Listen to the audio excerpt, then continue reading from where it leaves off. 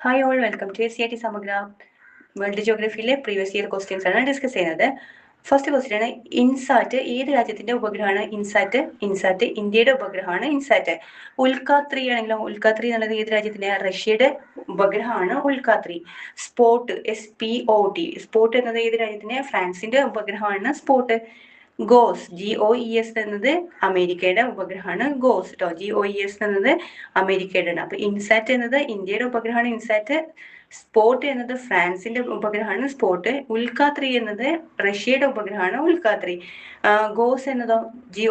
Goes എന്നത് USA അമേരിക്കയുടെ ഉപഗ്രഹമാണ് goes. Okay, next question ആണ്, സമുദ്രങ്ങളിൽ സൂക്ഷ്മജീവികളെ കുറിച്ചോ അന്തരീക്ഷത്തിലെ സൂക്ഷ്മ കണങ്ങളെ കുറിച്ച് പഠിക്കാൻ 2024 ഫെബ്രുവരി 8 പേസ് എന്ന പേരുള്ള ഒരു ഉപഗ്രഹം നാസ വിക്ഷേപിച്ചു. പേസ് എന്നാൽ എന്താ?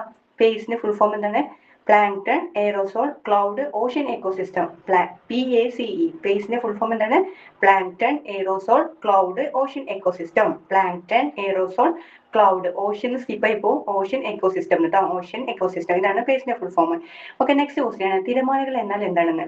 തിരമാലകൾ, അതിന് ഓപ്ഷൻ വായിക്കണം. ജലത്തിന്റെ ചലനം, സമുദ്ര ഉപരിതലത്തിലൂടെയുള്ള ഊർജ്ജ പ്രവാഹം. കറക്റ്റ് ആൻസർ വരുന്നത് സമുദ്ര ഉപരിതലത്തിലൂടെയുള്ള ഊർജ്ജ പ്രവാഹമാണ് തിരമാലകൾ. സമുദ്ര ഉപരിതലത്തിലൂടെയുള്ള ഊർജ്ജ പ്രവാഹമാണ് തിരമാലകൾ.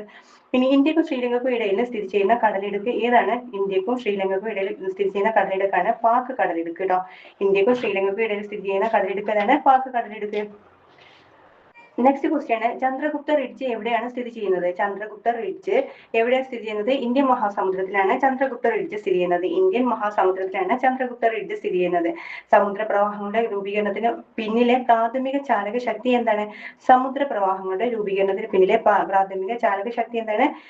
വിൻഡ് പാറ്റേണുകളും ഭൂമിയുടെ ഭ്രമണവും. എന്താണ്? വിൻഡ് പാറ്റേണുകളും ഭൂമിയുടെ ഭ്രമണവുമാണ് സമുദ്ര പ്രവാഹങ്ങളുടെ രൂപീകരണത്തിന് പിന്നിലെ പ്രാഥമിക ചാലക ശക്തി. വിൻഡ് പാറ്റേണുകളും ഭൂമിയുടെ ഭ്രമണമാണ്.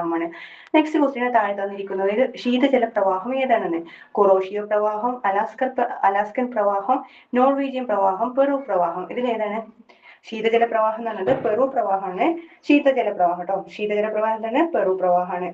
ചന്ദ്രഗുപ്ത റിഡ്ജ് എവിടെയാണ് സ്ഥിതി ചെയ്യുന്നത്? അത് ഇന്ത്യൻ മഹാസമുദ്രത്തിലാണ് ചന്ദ്രഗുപ്ത റിഡ്ജ് സ്ഥിതി ചെയ്യുന്നത്. തിരമാലകൾ എന്നാൽ എന്താണ്? അത് സമുദ്ര ഉപരിതലത്തിലൂടെയുള്ള ഊർജ്ജ പ്രവാഹമാണ് തിരമാലകള്. ഇന്ത്യക്കും ശ്രീലങ്കയ്ക്കും ഇടയിൽ സ്ഥിതി ചെയ്യുന്ന കടലിടുക്ക് ഏത് കടലിടുക്കാണ്? അത് പാക് കടലിടുക്കാണ്. പേസിന്റെ ഫുൾ ഫോം അറിയില്ലേ? Okay, thank you.